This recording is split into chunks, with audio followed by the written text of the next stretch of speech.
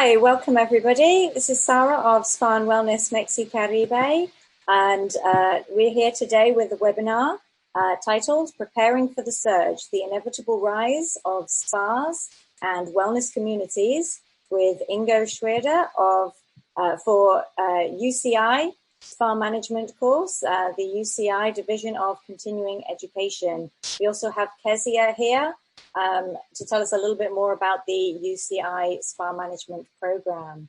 Thanks for joining us and welcome to our webinar. Kezia, over to you. Thank you, Sarah, for the introduction. Hello, everyone. My name is Kezia Bayton. I am from UCI Division of Continuing Education, Spa and Wellness Program, and I'm going to present you a little bit about our program here. Our program provides comprehensive training for individuals who are both new to the field, but if you're already a part of the spa and wellness industries, you are welcome to enroll as well. This program is developed and taught by industry experts, and the program will help you become proficient in all aspects of operations, including marketing and branding, finance, human resources, and more. Our offerings are unique because unlike a general business administration or management program, the courses are specifically tailored to spa and wellness management. As a student, you will acquire the knowledge and skills needed to manage day-to-day operations and positioning for future growth.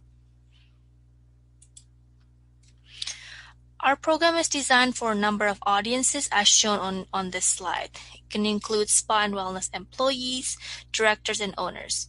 If you are an individual with years of more technical, hands-on experience such as massage therapist or esthetician, our program will help you acquire the skills you need for more managerial roles.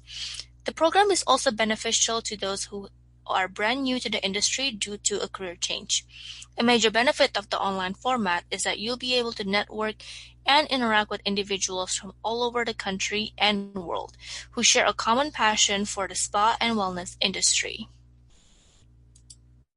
Now we're going to go over the certificate requirements. The program is composed of 4 required courses and the total is 12 units. All of our courses have been approved by the Paul Merage School of Business here at the University of California, Irvine. To be eligible for the certificate, students must complete all 4 classes with a grade of C or better, as well as a completed declaration of candidacy and request for certificate form. Since there's a small candidacy fee, I usually advise students a couple classes in our program before they apply, just to make sure they want to complete the entire certificate program. We have Introduction to Spa and Wellness Industry and Operations, Human Resources Management in Spa and Wellness, Spa and Wellness Financial Management, and lastly, Marketing and Branding for Spa and Wellness Businesses. The unit value of each course dictates how long each course will last. Since each course is 3 units, that means each course will run for 10 weeks online. If you are brand new to the industry, we recommend you starting with the introduction course during your first quarter. Since there's only 4 courses, most students can earn their certificate in as little as 6 months. When viewing the course schedule, you'll notice that not all classes are offered every quarter, so please plan accordingly. Our upcoming quarter is winter quarter. In this upcoming quarter, we will be offering the following 2 courses: Introduction to Spa and Wellness Industry and Operations, and Spa and Wellness Financial Management. You can see here that each course is listed with its start and end date, as well as the online course fee of $615. The course schedule and enrollment information will also be posted on our website. Enrollment is currently open right now, so you can enroll either online or by calling our student service office at the number provided here. For this upcoming winter quarter, we have a special offer. You can receive a 10% discount on online course in the Spa and Wellness Management Certificate Program by using the discount code here. And this offer expires on January 11, 2021. The entire cost of the program. So each course in our program costs $615. So you're looking at a total of $2,460 in course fees for the 4 online classes. Please note you do not pay the entire total upfront, so you pay for each course individually at time of enrollment. There is also a $125 candidacy fee for the program, so in the end, you are looking at $2,585 for the entire certificate program. Please also note that this amount does not include textbooks, which some courses may require. Textbook information is posted on the enrollment page, so you'll know if the course materials are required before you enroll in the class. And lastly, this is a screenshot of our SPA certificate program brochure. If you don't have this, you can download it off of our website. And similar to our website, the brochure contains general information about certificate program and course descriptions. When viewing the course schedule right here, you will notice that not all classes are offered every quarter, so please plan accordingly. And that concludes my presentation. Thank you, everyone. And good morning and good evening, everybody from Thailand, and wishes to you overall in Mexico. Thank you for joining us today here. We want to talk today a little bit about the changes which we anticipate already can see given the present difficult circumstances around the world. A little bit briefly about our company. We are representing two companies. One is Hoab Health and Wellness, which is a company which does a lot of finance, feasibility, and business planning. We have 56 offices around the world, and the headquarter for the health and wellness portion is here in Thailand. And then there's Coco Hospitality, which designs and develops hotels. We are based in Thailand, but we have offices in Berlin, Shanghai, and LA, and we employ approximately 650 people around the globe. A few pictures of our projects so you can relate to the scope and the scale of our organization. We own the Glen Ivy Hot Springs in California. We bought it in 2016. We welcome every year over 220,000 people there. We are developing right now with the Sovereign Fund of Norway, and that's a very interesting proposition that the Sovereign Fund puts money behind a wellness proposition. Here, this wellness development at the Aquatic Circle in Norway. And for the Kazakh Sovereign Fund, this is the 9th biggest country in the world. We are developing a sanatorium from former Russian days into a modern wellness enclave. We are also the owner of Ananda in the Himalayas, or the co-owners of Ananda in the Himalayas in India, which was the first destination spa in the Himalayas and was just again voted by Condé Nast the world's best. And we are developing here in Thailand on the island of Samui, next to this real estate, wellness real estate proposition, another 50-room hotel for the discerning client in this part of the world. We work with a lot of different hotel companies around the world. We just opened the Four Seasons in Tokyo and opened later this month the Four Seasons here in Bangkok. We just also did the Capella in Tokyo and doing the next one in Sydney. And here we can see various examples of our work. Our company created all the Bulgari spas around the globe. Right now we're doing Moscow and Tokyo.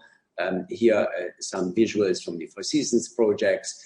The Intercontinental project on the top left was just opened in April this year. And various Ritz-Carlton's projects around the world are under construction. And this year we opened Melbourne as well as Perth. Now today we want to talk about the tremendous rise of wellness and how it will impact the macroeconomics around the globe. I believe what has happened right now, because of the pandemic, the awareness and the understanding of what we need to do in order to stay healthy and well and to remain healthy and well, and what we have to do to prevent certain illnesses coming in, has taken on a much bigger dimensions. And many more people understand that eating healthy and doing exercises, looking at a more wellness-centric lifestyle has increased dramatically. Now, let us first look at the global wellness economy. This is a picture of our Himalayan spa in India. The global wellness economy is around $4.5 trillion. And as you can see, all those different segments within the wellness economy at large are very much interconnected, which is very, very different than if you look at other industries. If you look at the retail industry, they are all competing, but here they're all complementing each other. The 4.5 trillion represents more than 5% of global GDP. With other words, the wellness economy at large generates more than 5% of global output around the globe. If you look at this slide, you can see how wellness has really grown. But the most important part is actually the beginning part, the 2008 to 2010 chapter. We all remember that the world between 2000 and 2010 had a lot of difficulties. Fannie Mae, AIG, Lehman Brothers, the world was shivering. But you can see that in those most difficult times, it has actually doubled in revenue.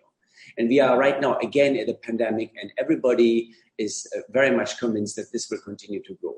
But wellness as a percentage of total spending of the tourism dollar is around 17% at this moment. Now, where are the biggest wellness travels are taking place? They are taking place right now, and this is the same since the last 7 years between North America and Europe. And the amount of money you see depends on the exchange rate of the dollar. So really, both Europe and North America have approximately 330 to 350 million people. They spend approximately the same. North America, 204 million trips are made for wellness-related services, and in Europe it's 292,000. But really, it's 292 million, sorry. But they're really spending approximately the same amount of money. What has grown the most is the Asia-Pacific portion. The Asia-Pacific portion just 5 years ago was 40 billion, and it's now 136 billion. But we also have to remember that this part of the world is the home of approximately 4.5 billion people. So it is anticipated, given the global growth of the Asia-Pacific region, that this will be outperforming the rest of the world in approximately 3 to 4 years. If we look now where the spending takes place, you can see in every chapter here, there's big pluses. But key is wellness tourism is really grown dramatically. The understanding of preventive medicine and personalized medicine is growing dramatically. Wellness lifestyle and wellness real estate is dramatically growing. And then the spa economy has generated a plus of over 20%.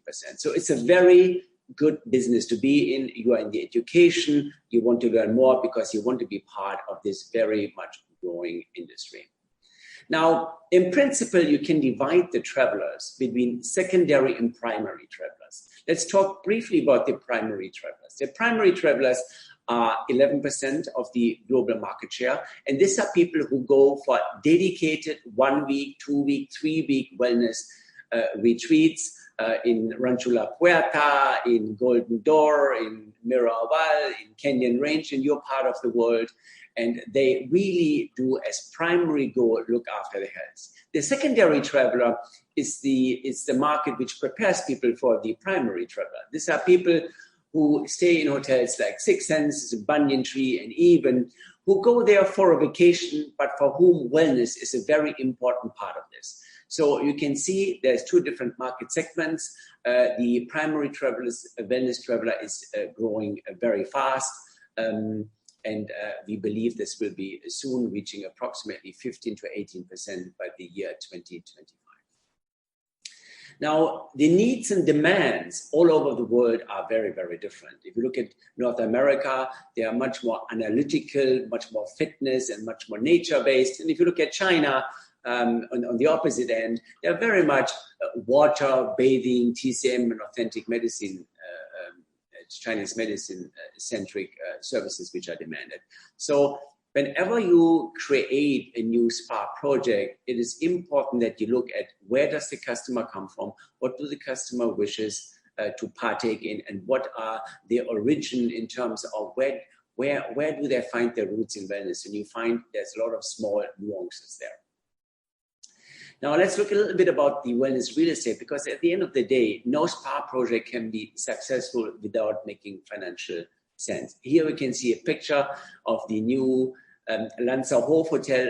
This is south of Munich. It was just built at $1.4 million a key or a guest room, and is one of the most expensive wellness resorts opened over the last 5 years. A key wellness resort has accommodation, but the accommodation is actually the amenity.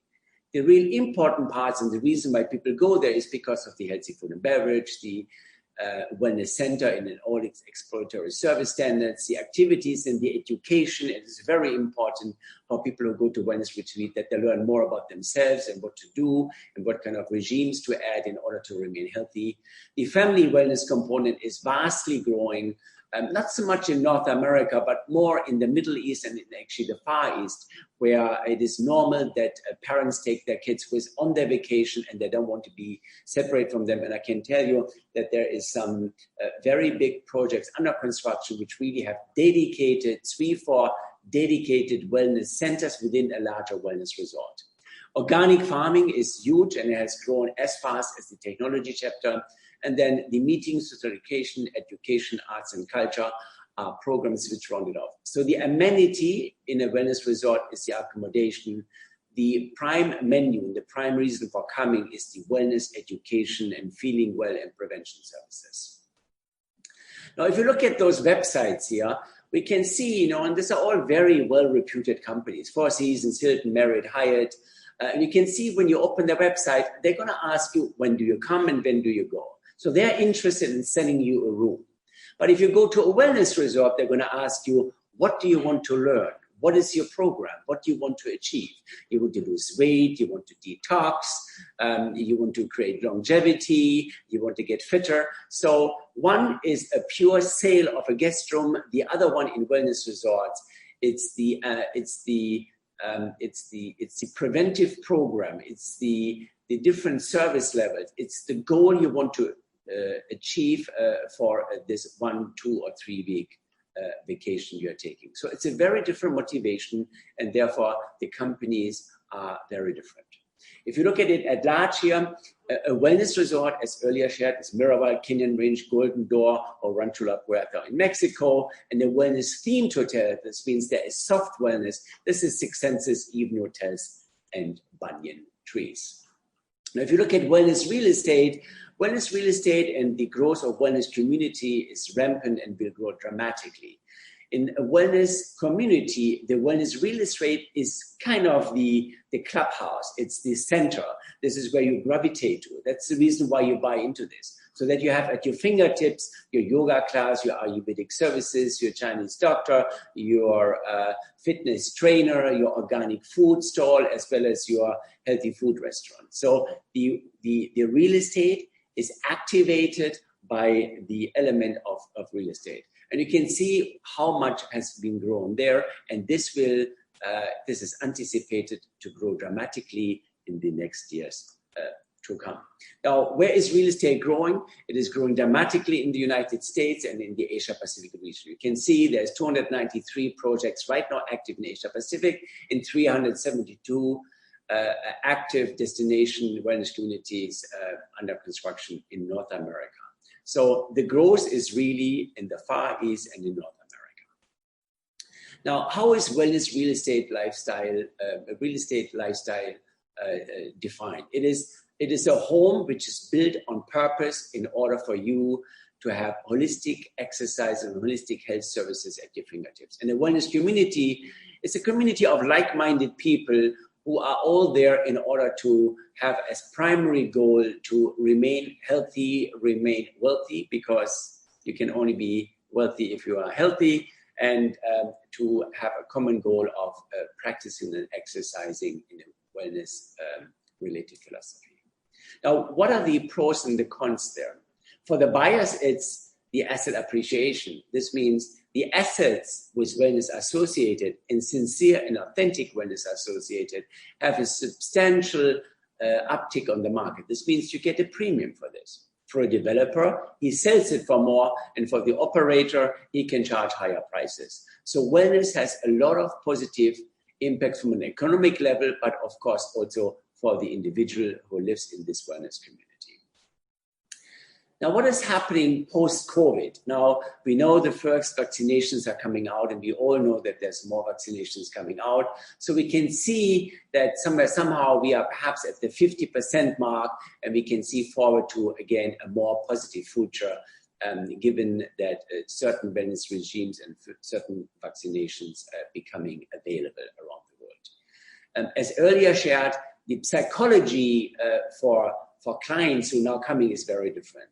the anxiety and the mental health issues which have arisen due to lockdowns, working from home, not being able to explore, not be able to travel, not seeing your family, has put a lot of pressure on many people. So the sensitivity is very heightened. So we as operator and service providers need to ensure that we are very sensitive towards it and implement the right things in order to make sure that the guests feel comfortable.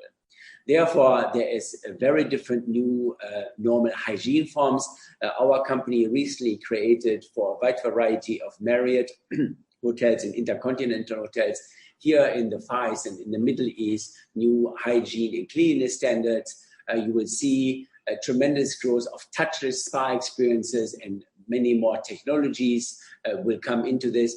And then the very simple, very old heat and cold, or the Wim Hof methods, meaning the change of utilizing hot and cold water in order to strengthen the immune system, has been reborn and came into the consciousness of many more people. That is actually not so complicated to ensure a strengthening of your immune system. In design, there's a lot of changes. We can clearly see that right now, the sales of independent villa units, the rental of Airbnbs, where you have your own little realm, has tremendously grown. There is a tremendous change in the amount of services and materials are people using in order to participate in the design processes of those new wellness resorts. We want to have facilities which are easy to clean. So very ornate facilities will right now not be developed, because simply how to clean, how to ensure that a surface doesn't have any residue, it becomes very, very important. In addition, things like air filtration system, portable water systems, alkaline water, balancing systems are all things which become very, very normal. And we can see in all new projects that those things are really on the forefront of what a developer as well as the designer thinks about while creating new facilities. Another, which I think is very, very good aspect, is that there's many more 2, 3, and 4-star facilities around the world. Wellness should not be just a luxury component. It is very obvious that the biggest share is the middle class around the world, and we want to make sure that as many people as possible can participate in wellness-related services. And therefore, I'm happy to report that there is more and more middle class 2, 3, 4-star facilities being developed around the world, and not only for the individuals who have lots of disposable income. I'd like to share with you an example of what we do with the wellness community in Southern California, not very far from you. We are approximately an hour and 15 from San Diego, Tijuana in the south, very close to Los Angeles. Here you can see an outline of the property. And when we bought Glen Ivy, we also bought the land in the red circle next to it in order to create this wellness community. Glen Ivy started in 1860, and you can see here when Lincoln run North America, that's when Glen Ivy was born. Here's the original Glen Ivy Hot Spring Hotel, and at that time for 25 cents you can spend the entire day there, get a massage, use the sauna, dip in the water, and have a lovely meal. Now, then in the 1940s and in the 1970s, Glen Ivy prospered. In the 1980s and 90s, it was overly expanded, and now has a wide variety of facilities which welcomes every day approximately 500 to 1,000 people. Here, this is a big view of the original Glen Ivy Hot Springs. So we can see in the middle the original Glen Ivy Hotel, and on the right side, this is actually the oldest bathhouse in California. It's from 1908, and it's from 1908, full stop. Now, what is contained in a wellness community? It's a wide variety of different assets classes, of different accommodations, from hotels to individual villas and homes, as well as destination wellness resorts. Here you can see a master plan of our community. And I'd like to briefly share with you, if you look at my cursor, here's the Glen Ivy Hot Springs in the south. And this is the space which approximately welcomes 200,000 people. Here's the Glen Ivy Hotel. Here's the Glen Ivy real estate facing the golf course. These are Glen Ivy condominiums. This is the 5-star hotel. These are Glen Ivy townhouses. And here is super deluxe homes. So you can see, like in any city, there's different asset classes for different income levels, but they all have one thing in common. They want to live in a green, sustainable environment and participate in food, organic food, in exercise classes, in hot springs and related. If you look at this picture, we can see that approximately 60% of our entire site will always remain green and have organic farming at your fingertips. Right now, when you go to Glen Ivy and you rent a house there, you have the permission to go into the organic fields and simply pluck the oranges and the avocados which you want and take them home and eat them. Here's a little bit of a visual there to show you how this will look.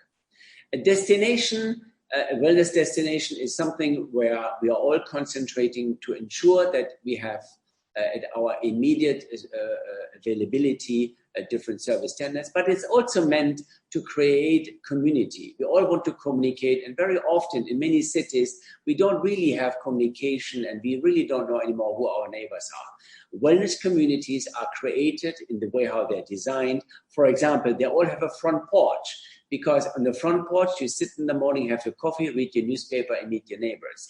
It is not a closed environment where you are living in your own little silo, but it's a community where you engage and interact, participate in workshops, and then, of course, have the farm-to-table facilities in which you can eat healthy food. And in this case, in Glen Ivy, there is 1,400 hectares of land of community park right behind and directly adjacent to our project.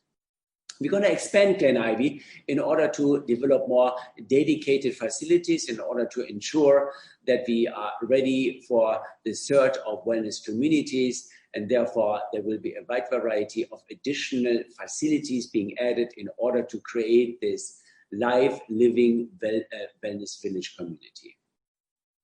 Important in such a community is that the entire master plan, the entire landscape, is created with the consideration not only of LEED Gold or LEED Platinum or the well-living standards, but you really have to inculcate a wide variety of measures to ensure that the community is really as healthy and as green as it ought to be. Ideally, it's carbon neutral. Most countries around the world are part of the Paris Accord, and they intend to make the world carbon neutral somewhere between 2035 and 2050. And I hope that's fast enough in order to ensure that the world doesn't heat up more, creates more fires, and creates more needs for water and so forth.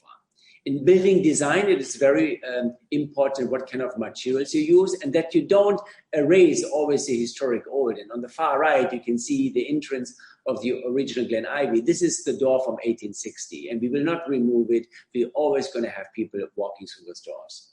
In terms of energy, we want to go carbon neutral there as well, and there's a wide variety of services available today, and there's a wide variety of technologies available to really ensure that we are creating environments which are truly and authentic, friendly to our health.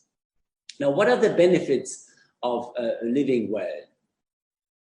The benefits are very obvious. Having direct access to clean water, to an environment where we look into green spaces, is very good for our soul. Eating the right food, the body is our temple. So what we put into our temple is what our body has in order to use this energy generated from the food to make us walk, make us think, and make us being good citizens.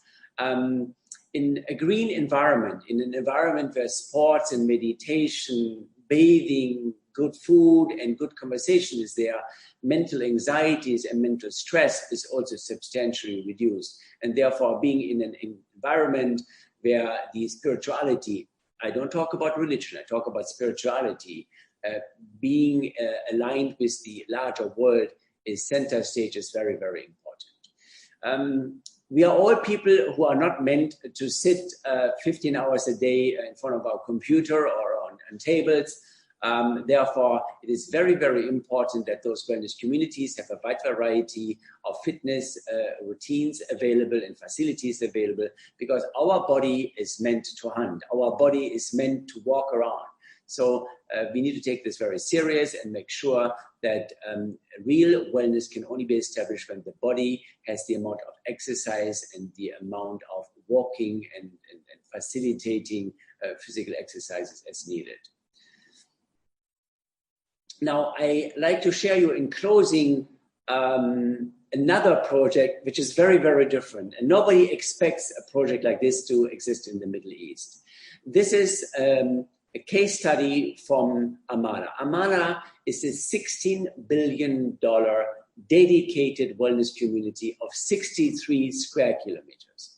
And this is facilitated and built by the Saudi Arabian Sovereign Fund in Saudi Arabia, close to between Israel and Egypt, kind of, if you look on the map.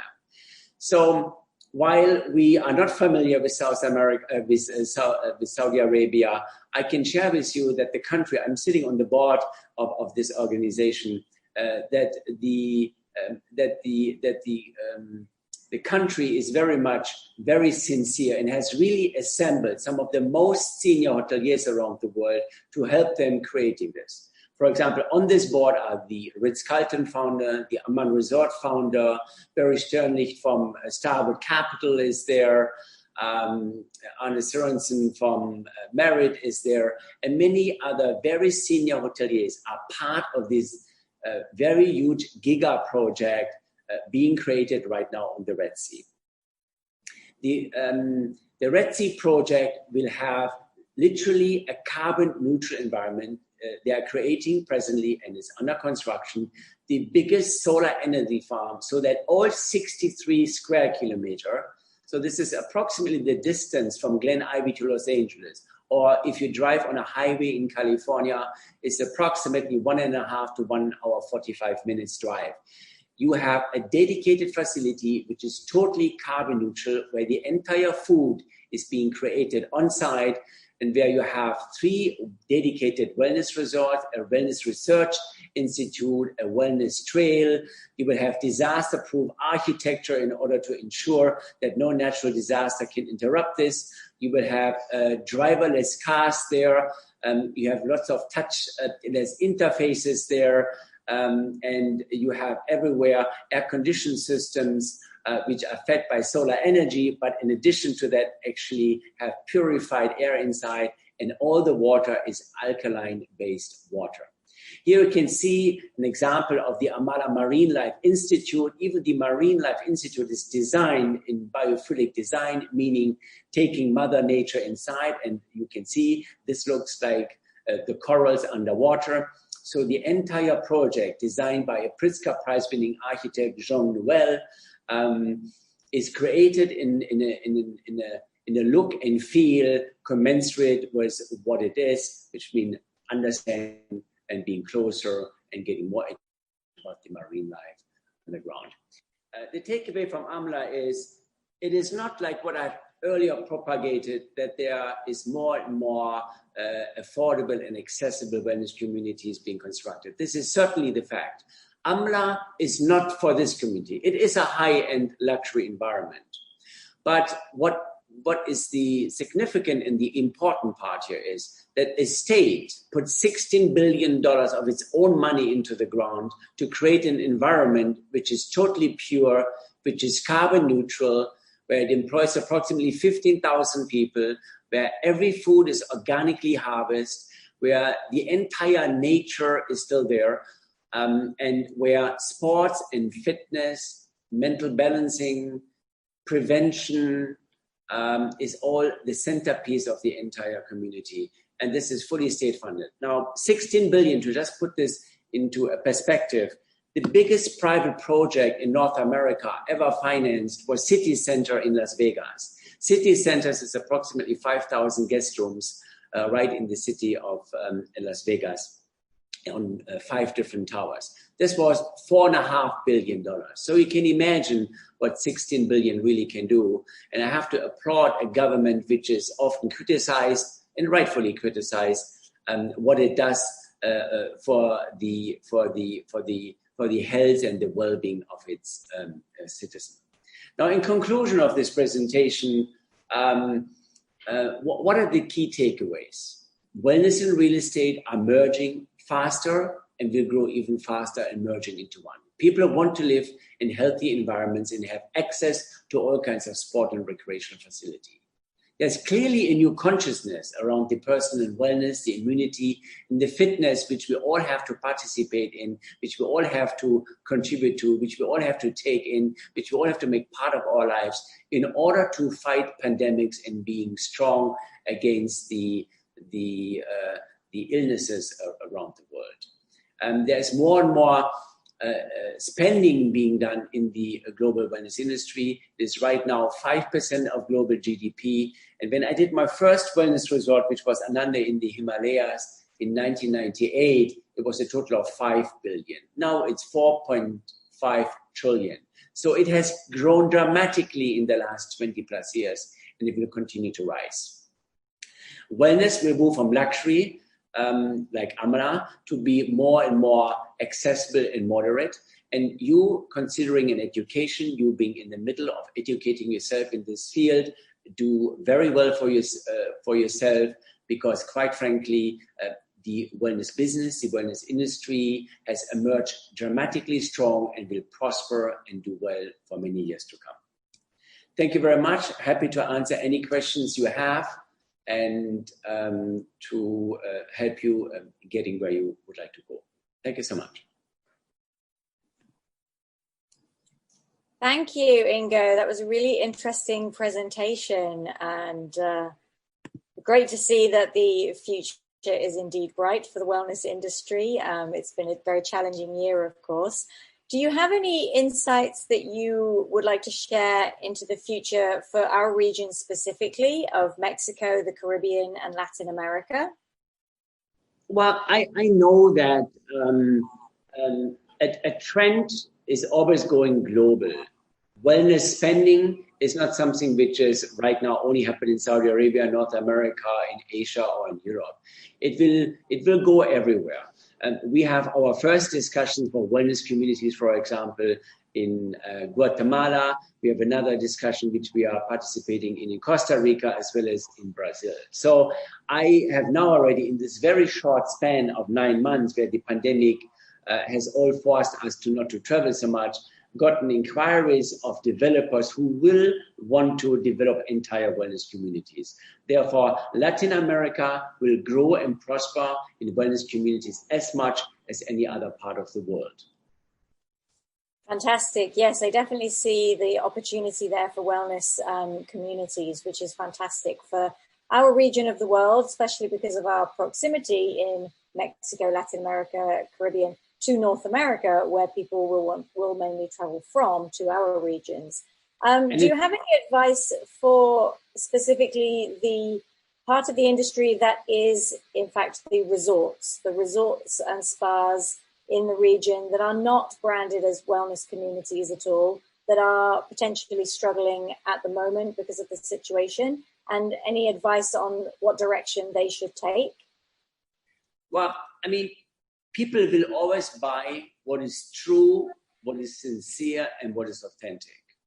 One of the problems, and we should look at what are the things we want to avoid. We want to avoid that we create and sell services and service platforms and environments which are not authentic to the cause of, meaning prevention, longevity, detoxification, cleanliness, bigger fitness. Therefore, whatever you do in your wellness space, you need to make sure that you are real to the subject matter, because people will always come back for an authentic and real service. If there's something which is, I always like to take the example of a mango wrap. A mango wrap does nothing to you, but it's a cute little experience, right? But an authentic meditation class, an authentic fitness class, a real organic food preparation will do the right thing. So I think it is important that whatever we do this authentically, we do this real to the cause, we are sincere in our delivery,